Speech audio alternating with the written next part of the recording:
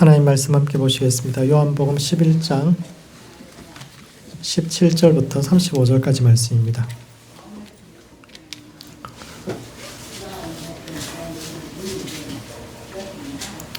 하나님 말씀은 요한복음 11장 17절부터 35절 말씀입니다. 한 절씩 교독하시겠습니다. 제가 먼저 읽겠습니다.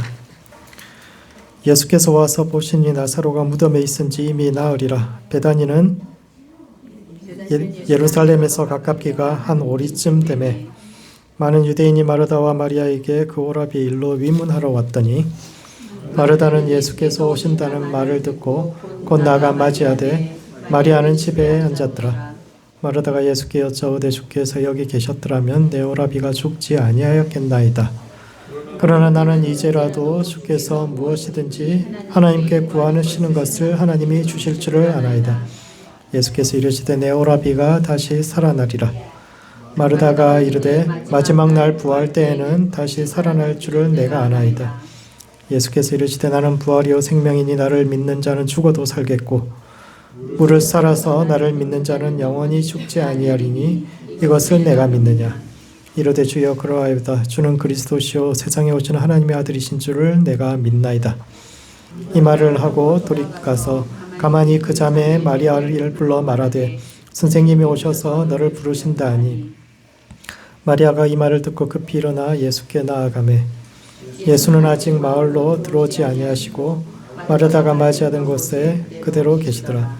마리아와 함께 집에 있어 위로하던 유대인들은 그가 급히 일어나 나가는 것을 보고 곡하러 무덤에 가는 줄로 생각하고 따라가더니 마리아가 예수 계신 곳에 가서 배웠고 그 발 아랫에 엎드려 이르되 주께서 여기 계셨더라면 내 오라비가 죽지 아니하였겠나이다 하더라.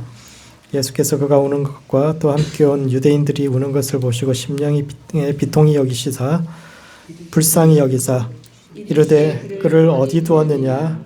이르되 주여 와서 보옵소서 하니 함께 읽겠습니다. 예수께서 눈물을 흘리시더라. 아멘. 요한복음 7장부터 11장 사이에 나오는 이야기들은 하나님의 백성들이 어떻게 살아가야 하는지에 대해 이야기하고 있는데 그중 세 번째 사건인 나사로의 부활 사건이 오늘을 살아가는 우리의 삶과 신앙에 던지는 의미가 무엇인지에 대해 함께 생각해 보는 시간을 갖도록 하겠습니다. 첫 번째, 하나님의 임재 아래 사는 것이 영원을 사는 것이요 또한 부활을 살아가는 것입니다. 나사로가 병들었다는 소식을 듣고 나흘이 지나 베다니에 도착하신 예수님은 마르다와 세 가지 대화를 나누셨는데 이는 첫 번째, 원망과 자책으로부터 벗어나야 합니다. 베다니라는 마을에 나사로와 마르다, 마리아 이 3남매가 살았습니다. 부모님이 안 나오는 걸 봐서 이 셋만 살았던 것 같습니다. 베다니는 예루살렘에서 한 2km 정도 떨어져 있기 때문에 걸어서 한 30분이면 예루살렘에 들어갈 수 있습니다. 그래서 예수님께서 절기에 오실 때마다 항상 이 집에서 묵으시고 이 집 사람들과 교제하고 쭉 그랬던 집인데 그 집의 가장인 나사로가 죽습니다. 나사로라는 이름 뜻은 엘 아자르라는 히브리 말, 아자르가 도움이라는 뜻이거든요. 하나님은 나의 도움이시다 이런 뜻인데 이름 뜻과는 다르게 하나님의 도움을 받지 못하고 그냥 죽어 버립니다. 그리고 이제 동생들만 남겨졌는데 사실 이 이야기는 그 마르다의 관점에서 읽어봐야 합니다. 5절에 보면은 5절 말씀을 헬라어를 직역하면은 예수님께서 마르다를 사랑하셨다. 그리고 그의 자매와 나사로를 이렇게 되어 있거든요. 그 마르다가 어떤 사람입니까? 마르다하고 마리아 중에 예수님께서 누구를 더 사랑하셨을까요? 예수님께서 그 집에 오실 때마다 마리아는 예수님 발 앞에 앉아가지고 예수님 말씀 듣고 마르다는 손님 접대하느라 너무 바쁜 사람이었잖아요. 그래서 그 마르다가 와서 동생 좀 일 좀 하게 해달라고 그랬더니 너무 많은 거 차리지 말고 너의 동생은 더 귀한 것을 하나님 말씀 듣는 거 그것을 했으니까 그것을 잃어버리지 않을 것 이렇게 말씀하셨으니까 누가 예수님이 둘 중에 더 사랑하셨을 것 같아요? 일반적으로 마리아를 더 사랑했을 것이다 라고 생각하지만 달라요. 본문에 보면은 예수님께서 마르다를 사랑하셨다. 그리고 그녀의 여동생 그리고 나사로를 이렇게 되어 있거든요. 그 순서가 중요하잖아요. 마르다를 가장 사랑하신 겁니다. 왜 마르다를 가장 사랑하셨을까요? 하나님 말씀 열심히 듣고 예수님 발치에 앉아가지고 그분 말씀에 그런 마리아보다 사람 접대하느라 바쁘고 막 이런 마르다를 왜 더 사랑하셨을까? 그러니까 해보면은 평범한 사람들 사랑하시는 거예요. 그 마음속에 사람들 섬기고 이런 사람들 다 사랑하시는 겁니다. 그리고 또 한 가지는 그 삶의 무게를 지고 가는 사람에 대해서 예수님이 마음에 있는 거죠. 마르다는 아직 결혼을 하지 않았던 것 같고, 그렇다면 한 10대 중반, 뭐 나이가 많아도 10대 후반이 넘지 않아요. 16살 정도 됐을 텐데. 그런 마르다가 돌봐야 할 여동생과 함께 둘이 남겨진다는 것이 어떤 의미일까요? 사랑하는 오빠가 떠나버린 거 너무너무 보고 싶죠. 부모님도 안 계신데 자기들을 보호해주는 그 오빠, 그 자체도 너무너무 슬퍼요. 그런데 고대 사회에서 여성들은 독립적으로 법정에서 자기 권리를 주장할 수가 없습니다. 그 이야기는 뭐냐면 재산권을 주장할 수 없다는 거예요. 자기 친척들이 그것을 굉장히 어려운 처지에 놓인다라는 겁니다. 사랑하는 사람이 떠나서 그것도 힘든데 그 남겨진 여동생까지 돌보아야 되면서 그 현실의 무게가 너무너무 고통스럽고 힘들죠. 마음껏 슬퍼할 수도 없어요. 그 심정이 어땠을까요? 마르다가 예수님을 만나서 처음 했던 말이 주께서 여기 계셨더라면 오라비가 죽지 아니하였나이다. 여기 원망, 후회, 자책 이런 게 들어있죠. 그러나 이제라도 주께서 무엇이든지 하나님께 구하시는 것을 하나님이 주실 줄 아나이다. 이 이야기는 그래도 하나님이 당신이라면 뭐라도 하실 수 있지 않습니까? 이 두 가지를 이야기하는데 이것이 일반적으로 죽음을 대하는 보통 사람들의 반응이죠. 사랑하는 사람들의 죽음을 만났을 때 일반적으로 사람들이 이렇게 반응합니다. 인생에는 정해진 수명과 운명이 있다는 것을 알지만 그럼에도 불구하고 혹 내가 뭔가를 더 잘했더라면, 혹 내가 뭔가를 더 잘못해서 우리 사랑하는 사람에게 이런 고통이 오지 않았을까, 그 사람이 지금도 내 곁에 있지 않았을까라는 후회, 자책, 그리고 또 누군가에 대한 원망 하면서 또 하나님을 향해서는 혹 그럼에도 불구하고 기적을 베풀어 주실 수 없는지 계속 간구하게 됩니다. 당신은 그래도 하나님의 아들이니까, 당신이 기도하는 것은 하나님이 다 들어주시니까, 예수님 당신이 지금이라도 이곳에 오셨으니까 뭔가 특별한 기적을 일으켜서 저 사람 죽지 않게 해줄 수 있지 않겠느냐라고 요구했는데, 그때 예수님께서 말씀하신 것이 내 오라비가 살아나리라 라고 말씀하셨는데, 이것은 마르다의 기대를 무너뜨리는 것입니다. 왜 예수님이 이렇게 말씀하셨을까요? 예수님은 그 자리에서 나사로를 다시 살리실 예정이지만 마르다에게 건넨, 예수님과 마르다가 3번 대화를 하게 되는데 마르다에게 건넨 첫 번째 말씀은 마치 부활이 아주 먼 곳에 있는 것처럼 언젠간 이 오빠가 다시 이런 의미로 마르다가 받아들이게 되거든요. 그것은 예수님께서 지금 여기서 행동하지 않을 것 같이 그렇게 말씀하십니다. 당신이 계시지 않아서 내 오라비가 죽었는데 지금이라도 당신이 오셨으니까 뭔가를 해주십시오 이렇게 이야기했는데 예수님께서 이 오빠가 살아날 거야. 근데 지금 내가 행동하지 않아. 이런 뉘앙스로 말씀하셨는데 왜 예수님은 이렇게 말씀하셨을까요? 왜냐하면 우리의 삶과 죽음이 모두 하나님의 손 아래에 있기 때문입니다. 기적으로 나사로가 일어나는 것뿐만 아니라 일어나지 못하는 것도, 그럼에도 불구하고 그 사람도 하나님의 손 아래에 있다라는 것을 이야기하기 위함입니다.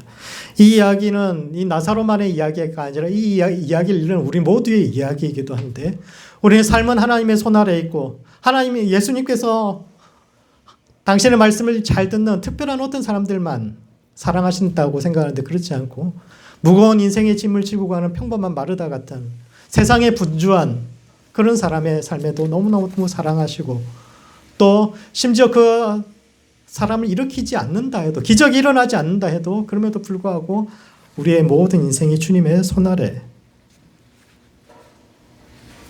있다고 말씀하시고, 그렇기 때문에 우리가 누군가의 죽음으로 인한 원망과 후회로부터 벗어나기를 바라시기 때문입니다. 우리의 삶 모두가 하나님의 손 아래에 있기 때문에 원망과 후회와 자책으로부터 벗어나기를 원하시기 때문에 첫 번째 대화를 이렇게 마무리합니다. 두 번째, 하나님의 현존 아래서 부활을 경험해야 합니다.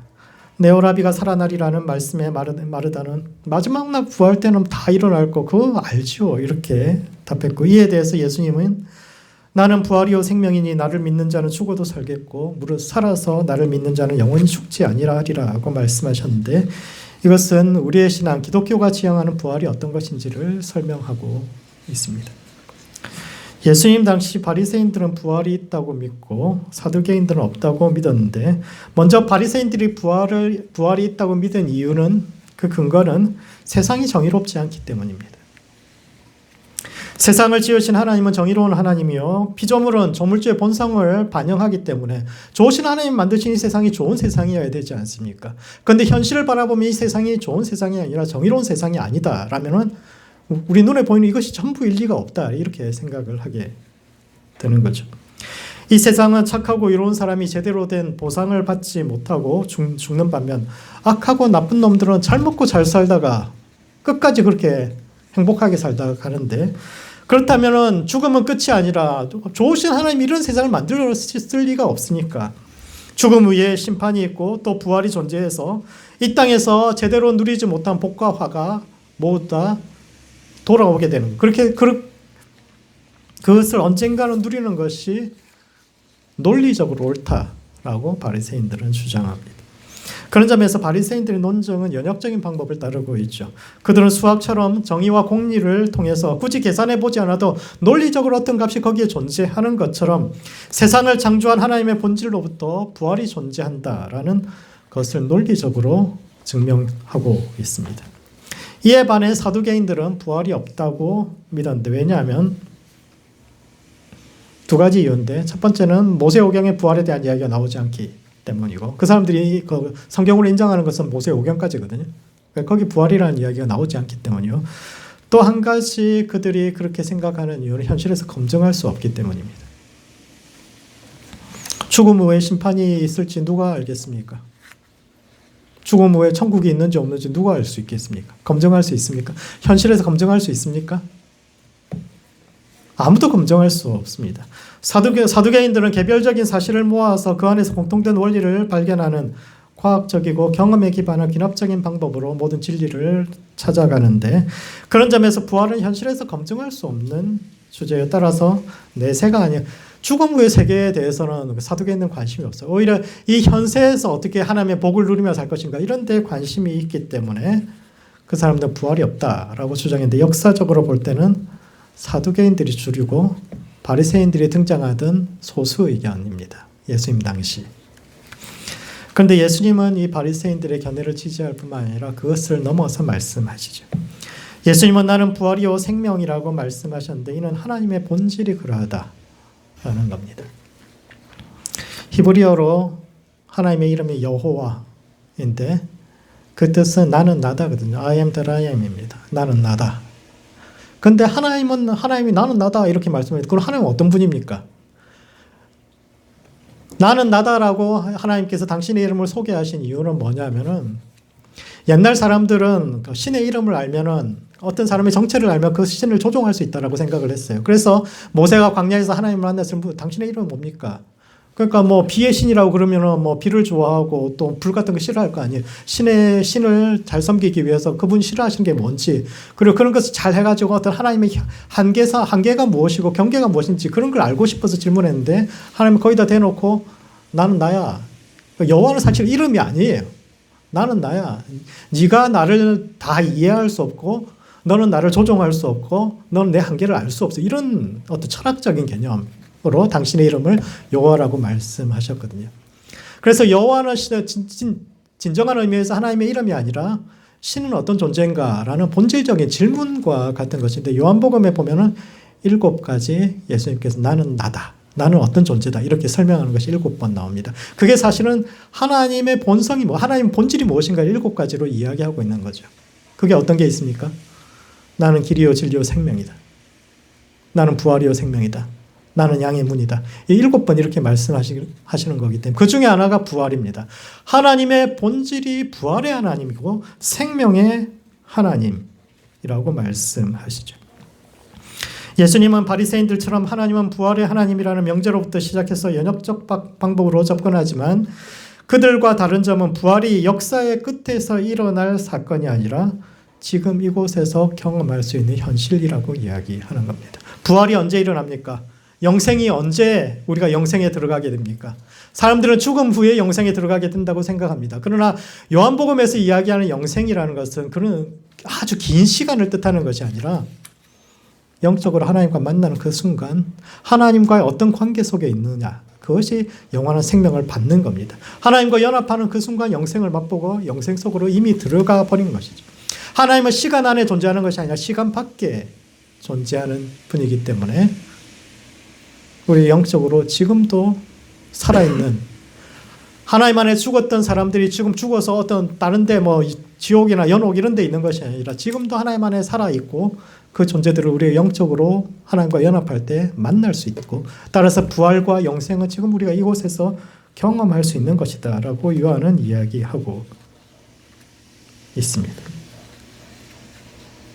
인간의 참된 삶과 생명은 하나님과의 관계에 달려있는 것이고, 그분과 연합한 자는 순간을 살아도 영혼을 살아가는 것이요, 그런 점에서 주 안에서 죽은 자들 역시 부활의 하나님 안에 여전히 살아 숨쉬고 있음을 이야기하는데, 그러므로 하나님과 연합을 통해 영원한 생명과 부활을 경험해야 합니다. 최근에 재미있는 노래를 들었는데 이찬혁이라는 가수의 장래희망이라는 노래를 들었습니다. 미래의 희망이 아니라 장래식 희망이라는 그런 노래가 있는데, 아는 사람들이 다 모여서 울고불고 하고 있는데 자기는 지금 천국에 와 있다고. 오자마자 자기 몸집에 서너 배는 큰 사자하고 친구 먹고 자기는 너무너무 행복해서 이거 사진 찍어서 보내줬으면 좋겠는데 저 사람들은 그걸 모르고 울고불고 있으니까 그러지 않았으면 좋겠다, 이런 희망이 담긴 그런 노래인데, 이와 같이 죽음은 끝이 아니라 새로운 시작이요, 하나님과 연합을 통해서 영원한 생명과 부활을 지금도 경험할 수 있는데, 이와 같이 주 안에 있는 영생을, 부활을 경험할 수 있는 모든 성도들 되시기 바랍니다.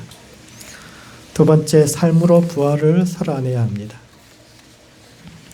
그때 디두목이라고도 하는 도마가 다른 제자들에게 우리도 주와 함께 죽으러 가자 이렇게 말했는데, 이는 첫 번째, 부활의 길은 세상과 하나님을 향한 두 가지 마음을 버리는 길입니다. 부활 이야기의 주인공이 두 사람이 마르다하고 도마 두 사람입니다. 그러니까 일반적으로 예수님께서 마리아를 더 사랑하셨을 것 같은데 마리아하고 대화는 한 번밖에 없어요. 그런데 마르다와 세 번 대화를 하시죠. 마찬가지로 요한복음 전체에서 부활에 대해서 유일하게 이야기하는 사람이 도마인데 도마가 세 번 이야기를 합니다. 그래서 첫 번째 이야기는 우리가 주와 함께 죽으러 가자, 도마가 이렇게 이야기하고, 두 번째는 내가 그의 손에 못자국을 보며 내 손을 그 옆구리에 넣어보지 않고는 부활을 믿지 못하겠다 이렇게 이야기했고, 세 번째가 나의 주님이요 나의 하나님이시다 십니다 라고 이야기하는데, 먼저 도마는 이중적인 사람입니다. 도마의 또 다른 이름이 디두모인데 이는 둘이라는 뜻이요, 일반적으로 쌍둥이를 뜻합니다. 아마도 도마가 쌍둥이였을 것 같습니다. 그러나 성경에서 디두모라는 말은 도마의 이중적인 태도를 비판하는 의미로 계속적으로 사용되고 있는데, 그의 첫 번째 말을 자세히 읽어보면 그런 의미입니다. 그는 다른 제자들에게 우리가 주와 함께 죽으러 가자고 말하는데, 이것은 얼핏 보기에는 죽음을 불사하고 예수님의 길을 따르고 제자의 길을 걷자 이렇게 말하는 것처럼 보이지만, 전후 문맥을 따져보면 오히려 부정적인 뉘앙스로 이야기하고 있습니다. 예수님께서 나사로가 병들었다는 소식을 듣고 돌아가자, 우리 나사로가 아프다 이야기했을 때 제자들이 모두 다 반대합니다. 예수님, 우리 방금 거기서 나왔는데 그때도 사람들이 막 우리를 돌로 치려고 했습니다. 그런데 지금 다시 돌아가면 어떻게 되겠습니까? 가면 다 죽습니다 이렇게 이야기. 제자들이 다 못 가겠다고 이야기해요. 원래 나사로가 죽기 전에 소식을 보냈는데 거기서 이틀을 허비했는데 아마도 제자들이 다 못 가겠다고 이야기하죠. 그 신랑이 하다가 시간을 놓친 것 같기도 합니다. 제자들이 다 안 가겠다고 때를 쓰니까, 그런데 예수님은 가셔야겠다고 이야기하니까 마지막에 도마가 했던 말이 우리가 주와 함께 죽으러 가자 이렇게 이야기했는데, 그거 진짜 다 함께 주님과 함께 죽음을 불사하고 가자 이런 의미가 아니라 주님 다 죽는데 그 주님이 책임지셔야 됩니다. 오히려 예수님을 비난하는 의미로 이 이야기를 했는데, 역설적으로 이 말이 부활신앙이 가야 할 길을 가장 잘 설명한 이야기이기도 합니다. 그게 참 역설적인 이야기죠. 좋은 의미로 한 말이 아닌데 사실은 부활이 어떠해야 한다는 것을 가장 잘 설명하는 말이 이 말입니다. 부활을 믿는다는 것은 마지막 날 하나님의 정의가 이 땅에 이루어질 것이라는 신학적인 교리를 믿는 것으로 그치는 것이 아니라 그렇기 때문에 이곳에서 죽음을 불사할 수 있어야 한다라는 겁니다. 이 세상의 길은 화려하고 아름다워 보이지만 궁극적으로 죽음으로 이끄는 길이기 때문에 참된 삶과 신앙을 추구하는 사람들은 이 땅에서의 삶이 아니라 오히려 죽음을 걷는 자가 되어야 한다라는 것을 가장 잘 첫 번째 말이 가장 잘 설명해 줍니다. 그럼에도 불구하고 도마의 첫 번째 고백은 온전하지 않은데 왜냐하면 그의 삶과 말 자체가 계속 두 가지 이야기를 하고 있기 때문입니다. 이 말이 사실은 100% 부정적인 말이라고 생각되지는 않아요. 한쪽 마음에서는 그런 마음이 있겠죠. 주님을 위해서 죽고 싶다. 주님을 위해서 영원히 그 십자가의 길을 따르고 싶다. 이런 마음이 있지만 또 한쪽 마음에서는 그렇다 다 죽으면 무슨 의미가 있나. 이런 생각도 이 두 가지 마음이 계속적으로 공존하는 것인데 이것이 도마만 그렇습니까? 우리의 신앙 고백이기도 하지 않습니까? 우리도 하나님을 열렬히 사랑하지만 마음 한구석에는 세상과 하나님 사이에서 갈등하며 두 가지 마음을 갖고 살아가는 이 시대의 디두모들인데 이 두 가지 마음을 하나로 통일해 가는 것, 그것이 영적인 길로서의 부활의 길이라고 이야기합니다. 그런 점에서 부활을 걷는다는 것은 우리 마음의 이중성을 깨뜨리고 하나님 나라를 향해서 날마다 한 걸음씩 걸어가는 것을 뜻합니다. 죽음과 세상이 두려워서 이 땅과 타협하며 사는 것이 아니라 하나님 나라를 향한 온전한 마음을 회복해 가는 것, 그것이 영성의 길로서 우리가 걸어가야 할 부활의 길, 부활을 현실로 살아낸다는 것이 우리 마음 속에서 하나의 마음을 이루어가는 것, 잘못된 마음, 세상을 향한 그 마음을 죽여가는 것임을 이야기하고 있습니다. 마지막으로 회의를 넘어 확신으로 나아가야 합니다. 요한복음에서 도마는 부활과 관련해 3번 말을 하게 되는데 이것은 우리의 신앙이 거쳐야 할 3가지 단계를 말하는 것이기도 합니다. 도마의 첫 번째 말은 우리가 주와 함께 죽으러 가자인데 이는 예수님께 반해서 그분의 삶과 말씀이 너무 좋아서 그리고 그분이 바라시는 새로운 세상과 하나님 나라를 위해서 자신의 모든 것을 버리고 그분을 따라가는 젊은 날의 믿음을 뜻합니다. 주님이 부르실 때 세상과 부모를 뒤로하고 그 길이 죽음으로 가는 길이라 할지라도 오직 예수님의 등만 바라보면서 걸어가는 열정의 단계를 지나가야 합니다. 두 번째 단계는 의심과 회의의 단계입니다.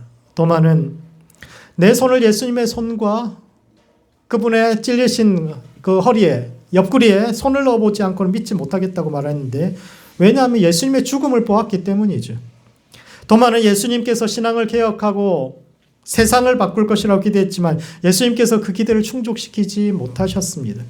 그분은 세상을 변화시키기는커녕 오히려 세상의 파도에 휩쓸려서 십자가에서 돌아가셨는데 이를 보면서 열정적이었던 도마의 믿음이 죽어갑니다. 믿음이 과연 세상을 변화시킬 수 있을까? 모든 것을 버리고 예수님을 쫓아간 결과가 십자가의 죽음 그리고 실패라면 과연 믿음의 길을 걷는다는 것이 무슨 의미가 있는가? 라는 의심과 회의에 빠지게 됩니다. 그래서 주변 사람들이 예수님 부활하셨다고 그분 만났다고 이야기하는데 본인은 그것을 믿지 못합니다. 정말 예수님께서 부활하셨을까? 무덤에서 일어나셨을까? 그리고 다시 한번 일어나셨다 한들 그분이 이 세상을 바꿀 수 있을까? 인간의 이기적 본성이 바뀌지 않는 한 하나님 나라는 이 땅에 올 수 없는데 이 더러운 세상이 사람이 바뀌지 않으면 이 세상이 바뀔 수가 없는데 예수님께서 부활하셨다고 해서 기적을 일으킨다고 해서 우리 마음이 진짜 세상이 그렇게 변할 수 있을까를 고민하게 되는데 이와 같은 의심과 회의의 단계를 지나야 합니다. 마지막으로 확신의 단계입니다. 예수님과의 3번의 대화를 통해서 믿음에 이르렀던 마르다처럼 도마도 부활하신 예수님을 만나 3번째 고백한 것은 의심과 회의를 넘어서 예수님을 나의 주, 나의 하나님으로 고백하게 되는데 그의 마지막 말은 젊은 날 아무것도 모르던 시절의 열정적인 믿음이 아니라 의심과 회의의 시간을 지나 삶의 실패와 좌절에도 불구하고 그럼에도 불구하고 예수님은 나의 주님이요 세상의 주인이며 믿음이 세상을 이길 수 있음을 고백하고 있는데 지금 우리는 어떤 단계에 서 있습니까? 말씀 안에서 진리를 깨닫고 은혜 받아서 믿음이 모든 것을 해결할 수 있다고 믿으며 열정적으로 달려가는 단계입니까? 아니면 신앙과 인생의 실패 앞에서 의심과 회의의 시간을 지나는 과정에 있습니까? 중요한 것은 의심과 회의의 시간을 지나야 진짜 세 번째 고백에 도달하게 된다는 것인데, 그러므로 의심을 넘어 확신에 이르는 성도들 되시기 바랍니다. 부활을 향해 간다는 것은 죽음을 경험하는 것이요 믿음이 힘을 발휘하지 못하는 신앙과 인생의 실패 앞에서 젊은 날의 열정과 헌신이 잘못되었다거나 그때 다른 사람들처럼 세상을 쫓아가거나 세상적인 방법을 썼어야 한다고 후회하는 것이 아니라 오히려 우리의 죽음 너머에 다가올 부활을 기다리며 또 그 부활을 영적으로 깨어서 하나님과 연합을 통해서 지금 이곳에서 부활을 경험하여 참된 영적 부흥을 경험하실 수 있는 모든 성도들 되시기 바랍니다. 말씀을 정리하겠습니다. 요한복음 11장에는 제자의 세 번째 길인 부활에 관해 이야기하고 있는데, 첫 번째, 하나님의 임재 안에서 영원한 생명과 부활을 경험해야 합니다. 나사로의 죽음으로 원망과 자책에 잠겨있던 마르다는 예수님과의 대화를 통해서 부활이요 생명이신 하나님 안에 여전히 살아있는 그 나사로를 만나 죽음의 공포에서 벗어났는데, 이와 같이 하나님과의 깊은 영적 교제를 통해 영원한 생명과 부활을 경험하는 모든 성도들 되시기 바랍니다. 두 번째, 부활을 살아내는 성도가 되어야 합니다. 디두모라 하는 도마도 부활에 관해서 세 가지 말을 했는데, 이것은 부활이란 세상과 하나님을 함께 바라보는 두 가지 마음을 통일해가는 영적 과정이요 주님을 위해 죽으러 가자는 열정적 단계에서 의심과 회의를 넘어 더 깊은 확신으로 나아가는 과정인데, 삶의 실패 속에서도 부활의 예수님을 만나 마침내 예수님을 나의 주, 나의 하나님으로 고백하는 모든 성도들 되시기 바랍니다. 기도하시겠습니다. 기도하실 때는 하나님의 임재 안에서 영원한 생명과 부활을 경험하는 성도 될 수 있도록 자기 자신을 위해서 기도합시다. 삶의 실패와 좌절 앞에서 원망과 자책으로부터 벗어나 부활이요 생명이신 주님과의 깊은 영적 교제를 통해 영원을 살아가는 성도 될 수 있도록 자신을 위해서 기도하시고, 두 번째는 부활을 살아내는 성도와 교회 될 수 있도록 서로를 위해서 기도합시다. 우리 안에 있는 두 가지 마음을 주님께 올려드리고 한 마음으로 주님만을 찬양하는 성도와 교회 될 수 있도록 의심과 회의를 넘어 더 깊은 확신을 향해 나아가는 성도와 교회 될 수 있도록 서로를 위해서 함께 기도하시겠습니다.